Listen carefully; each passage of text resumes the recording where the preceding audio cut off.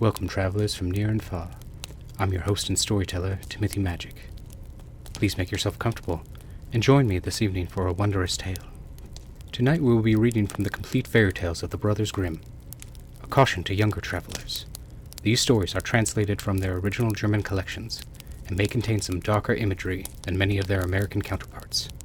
With that, I present to you this evening the Companionship of the Cat and the Mouse. A cat made the acquaintanceship of a mouse and talked so much about his great love and friendship for her that he eventually convinced her to live with him in the same house and set up a common household. "But we must get supplies for the winter," said the cat, "or else we'll starve. A little mouse like you can't just venture anywhere, for one of these days you might get caught in a trap."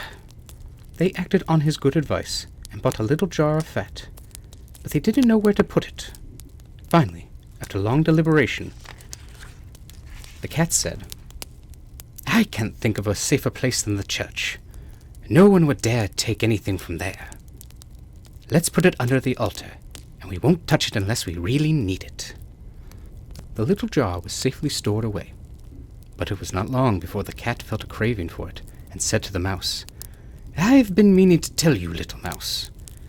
My cousin gave birth to a baby boy, white with brown spots. I've been asked to be godfather. I'm to hold him at the christening. Would you mind letting me go out today and looking after the house by yourself?"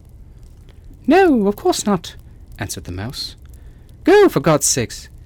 If you get something good to eat, think of me. I sure would like to have a drink of that sweet red christening wine."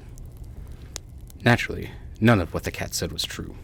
He did not have a cousin, nor had he been asked to be godfather. He went straight to the church, crept to the little jar of fat, and began licking and licking until he had licked the skin off the top. Then he strolled over the roofs of the city and contemplated his opportunities. After a while, he stretched himself out in the sun and wiped his whiskers whenever he thought of the little jar of fat. It was not until evening that he returned home. "Well, you're back," the mouse said. "I'm sure you had a wonderful day." "It wasn't bad," the cat responded. "What name did you give the child?" the mouse asked. "Skin off," the cat said dryly. "Skin off?" exclaimed the mouse. "What a strange and unusual name. Is it common in your family?" "What's there to it?" the cat said. "It's no worse than Crumb Thief, as your godchildren are called." Shortly after that, the cat felt another great craving and said to the mouse, "You've got to do me a favor again and look after the house by yourself. I've been asked to be godfather once more, and since the child has a white ring around its neck, I can't refuse." The good mouse consented, and the cat went slinking behind the city wall to the church, where he ate up half the jar of fat. "Nothing tastes better," he said, "than what you eat yourself," and he was very satisfied with his day's work. When he returned, the mouse asked, "What was this child christened?" "Half gone," answered the cat. "Half gone? You don't say. I've never heard of such a name in all my life. I'll bet it's not on the list of proper names." Soon the cat's mouth began watering once more for the delicacy. "All good things come in threes," he said to the mouse. "I've been asked to be godfather again. This child's all black with white paws. Aside from that, there's not a white hair on his body. That only happens once every few years. You'll let me go, won't you?" "Skin off? Half gone?" the mouse responded. "Those are really curious names. I'm beginning to wonder about them." "Look, you sit at home in your dark gray fur coat with your long pigtail," the cat said, "and you begin imagining things. That's because you don't go out during the day." While the cat was gone, the mouse cleaned the house and put it in order. Meanwhile, the greedy cat ate up the rest of the jar. "It's only after everything's gone," the cat said to himself, "that you can really begin to rest." It was very late at night by the time the cat returned home, and he was fat and stuffed. The mouse asked right away what name had been given to the third child. "You won't like this one either," the cat said. "It's all gone." "All gone?" exclaimed the mouse.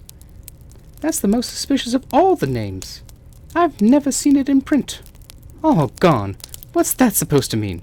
She shook her head, rolled herself up into a ball, and fell asleep. From then on, no one asked the cat to be a godfather. But when winter came, and there was nothing more to be found outside, the mouse thought about their supply of fat and said, "Come, cat, let's go to our jar we've been saving.